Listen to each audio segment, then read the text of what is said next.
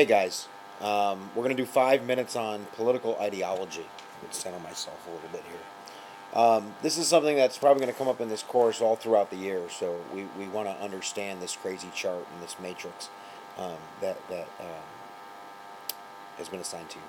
So it's in the Chapter 1 notes, and you're going to take a quiz on political ideology. Basically, I think it's like 25 or 30 questions, and they're going to ask you a mix of questions to determine what your political ideology is, and you're going to end up finding out where you fall on this graphic right here.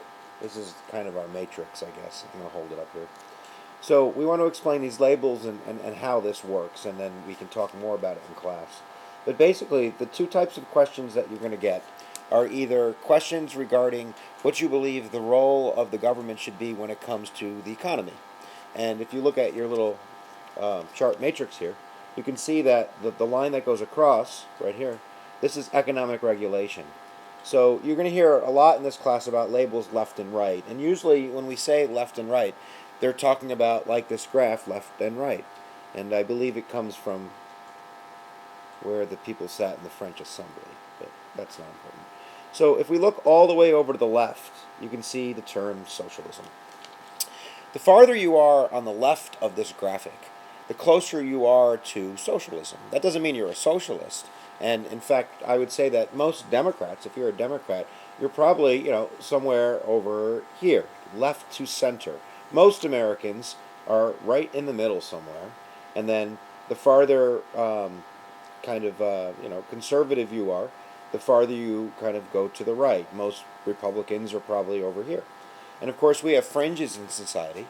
But I think if I ask a question like, for instance, do you believe that the federal government should print money, right?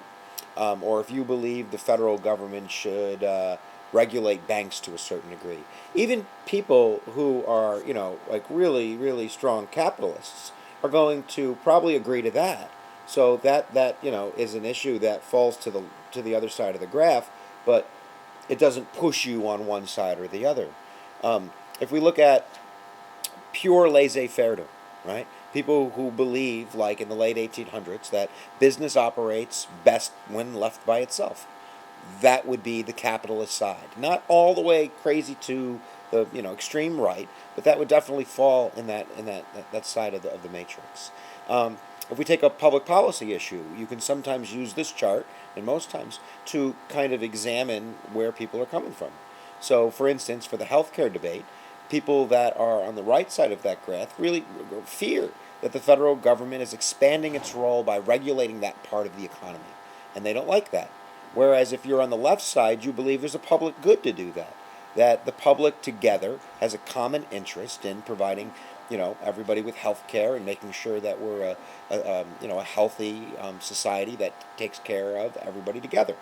So in European countries, some of them have socialized health care, where everybody gets free universal health care, and they might have other problems, but they believe that is something that is important. So let's look at the other side. The other side goes up and down.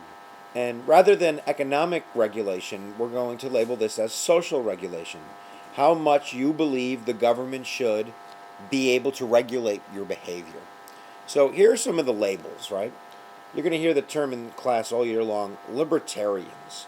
A libertarian is somebody who believes that the federal government has no right in regulating what I do with my life. That this is like liberty, right? This is freedom. This is that the government's job is actually to make sure that nobody does that to me. That I have the right to practice what religion I want. That I have the right to speak my mind no matter how offensive. That I have the right, if we take like current issues, I have the right to marry who I want. Or I have the right to decide when I want to end my life, euthanasia. These are libertarian issues.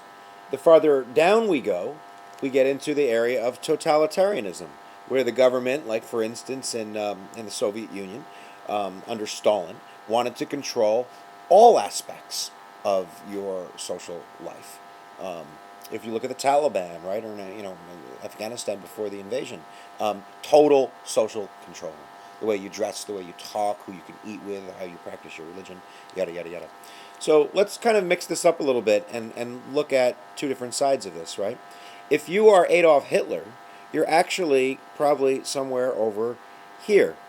Hitler wasn't a socialist. Hitler didn't like the communists. Hitler was, many people thought, in bed with big business, and he wanted big business to, make lots of money and then give back to the state, I guess. But that is Adolf Hitler. If you're looking at Stalin, you have to go to the other side, the socialist side, and then drop down, right? If you drop down on the socialist side, this is Stalin down here. Totalitarianism, like Hitler, but communist, right? With economic control from the federal government over big business and owning everything and yada, yada, yada. If we go to the top part, right, we have people that live in Vermont sometimes would be over here. They're economic conservatives. See the capitalism under one of my fingers over here. They're economic conservatives. They believe that the federal government shouldn't tax them and shouldn't spend their money and yada, yada, yada. But they also, like Vermont, legalized gay marriage.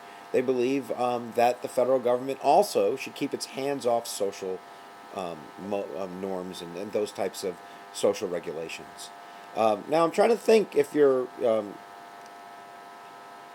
over here. Right. I'm messing up with the mirror here. I'm not so sure. I know in the book it says anarchy over here, and not so sure about how to explain anarchy and the belief in no government.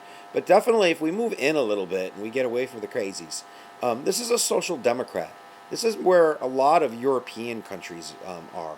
Probably right in where my index finger is here. They have elements of socialism, like their healthcare system, like we talked about previous. But they also have a role. Big business can still make money. They might be taxed heavily in order to have better schools or a better hospital or yada, yada, yada. But they have adopted that ideology, and their societies are okay with that. And in terms of libertarianism and social behavior, they're much more free with their beliefs in a lot of northern European countries. Maybe not Italy and southern Europe, but especially in the Netherlands and Denmark, and issues about sexual orientation and the way that you want to practice your religion, all those kinds of things, they're very open about. So take a look at this chart. I don't know if that's going to help you at all. I talked a lot about this chart. This is Political Ideology 101. Economic regulation as a variable and social regulation as a variable. You should at least know. We'll get into conservative Democrats and liberal Republicans. Look at a liberal Republican, right? What's a liberal Republican? A liberal Republican is like libertarian. Somebody, listen to the word, libertarian, liberty, right? A liberal. Somebody who believes that we should live the lives we wish to live. And don't raise my taxes. Tax cuts for all. As opposed to a conservative Democrat. A conservative Democrat might say, look, we have to spend money for schools or Medicaid or Medicare, but don't legalize gay marriage, right? So you have kind of these straddlers, I guess. I don't want to say straddler, but they fall in one part of social regulation and another part of economic regulation. So we'll start playing with this in class. You're going to find out where you are, and we'll start going through where was Nixon, where's Reagan, where's Barack Obama, where is Mussolini, and we'll use that throughout the year to kind of frame our issues and talk about political science. So if you listen to that, congratulations. I don't even know if I would have listened to myself. So we'll see you in class. Make sure you read Chapter 1, do that AP journal, and good for us. See you later.